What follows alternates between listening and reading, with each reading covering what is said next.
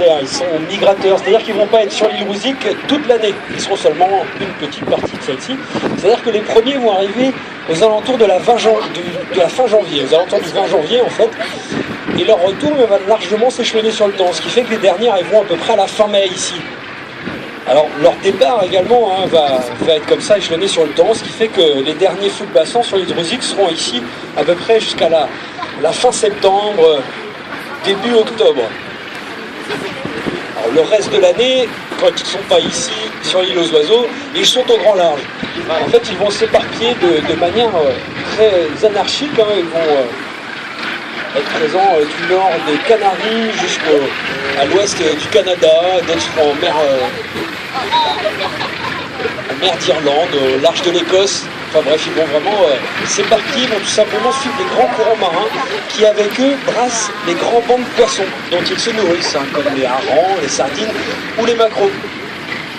Alors, la seule véritable règle chez ces feux de bassin, c'est que plus ils seront jeunes, plus ils vont partir loin. Quand ils seront un petit peu plus vieux, ils vont tout simplement rester un petit peu plus près ici, probablement juste aux abords de l'Atlantique Est, ou alors quasiment de la Manche.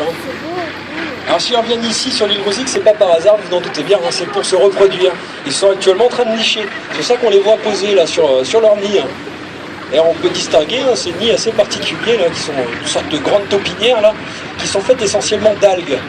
Si vous avez peut-être remarqué déjà des oiseaux là qui passent au-dessus de nous avec des gros paquets d'algues dans le bec. Je pense que vous en verrez, c'est vraiment pas rare chez le fou de bassin, parce que c'est d'ailleurs la première chose qu'il va faire quand il arrive ici chaque année, c'est de retaper son nid, qui a été bien abîmé pendant l'hiver, pendant les tempêtes qu'on a eu notamment successivement cette année. Et puis ils vont tout simplement entretenir ce nid en permanence pour leur confort. Ils ont remarqué que des algues sèches étaient tout simplement beaucoup moins confortables que des algues humides. Alors, si vous regardez un petit peu de plus près là, en détail ces grands nids là, vous pouvez remarquer